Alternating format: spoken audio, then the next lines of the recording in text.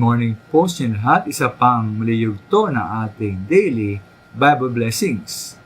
Pamagat po ng ating aralin ngayong umaga ay ang balanseng buhay spiritual. Ang balanseng buhay spiritual. Ito po napakahalaga ang pagiging balanse sa ating buhay. Kaya hindi maaari na puro tayo trabaho.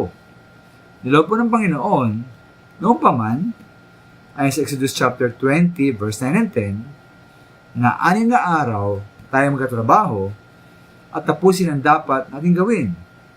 Ngunit po ang ikapitong araw ay para sa ating Diyos. Dito ay araw ng pahamahinga. Dapat tayo magtrabaho.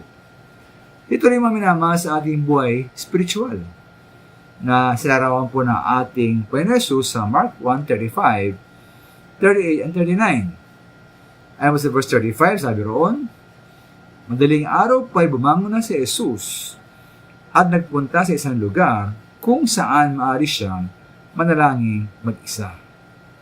Ngunit pa po sa verse 38, 39, may sinabi niya sa kanila, kailangan pumunta rin tayo sa makaratig bayan upang makapangaral ako doon. Makapangaral ako roon. Ito ang dahilan ng pagparito ko. Nilibot nga ni Jesus ang buong Galilea. Nangaral siya sa kanilang mga sinagoga at nagpalayas ng mga demonyo. Kaya pa namin minamahal dito, isang banda na pinahalagahan ng ating Panginoon Jesus ang pagiging nag-iisa.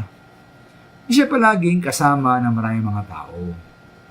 At kaya pa pinahalagahan ang panalangin kung kaya bumangon siya ng maaga at nagpunta sa isang lugar para lamang mag-isa at manalangin. Ngunit man sa isang banda rin, o kabilang banda rin, napakasipag din po ng ating Panginoon Jesus. Kasama ang maraming mga tao.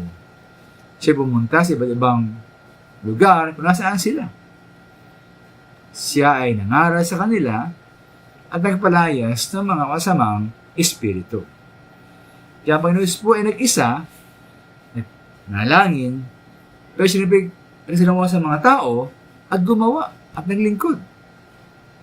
Kaya po tayo mananal bilang mga Kristiyano at ipong sipagan ang pagpunta sa mga tao, ang pagbabagi ng Ebanghelyo at salita ng Diyos at pagministeryo sa kanila.